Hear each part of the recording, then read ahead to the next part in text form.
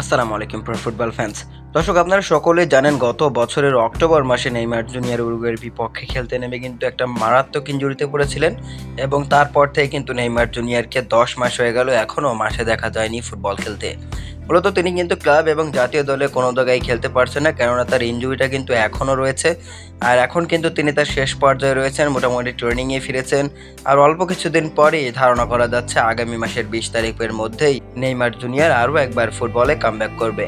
তো Neymar junior কিন্তু ইনজুরিতে পড়ার পর নিজের ইনজুরিকে নিয়ে অনেক বেশি আত্মবিশ্বাসী, ভক্ত সমর্থকদের কিন্তু অনেক বেশি আস্থা দিয়েছেন তিনি।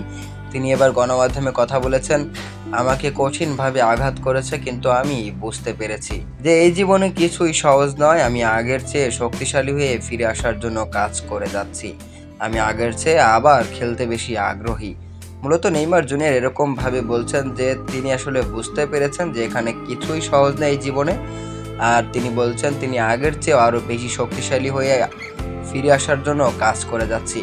আসলে নেইমার যখন ইনজুরি থেকে ব্যাক করে তখন আসলে বোঝাই যায় না যে নেইমার জুনিয়র ইনজুরিতে ছিল। তো ঠিক তেমনটাই হয়তোবা এবারও হবে। এজন্য নেইমার জুনিয়র কিন্তু ইনজুরি থেকে ব্যাক করার আগেই ভক্ত সমর্থকদের এটা জানিয়ে দিলেন।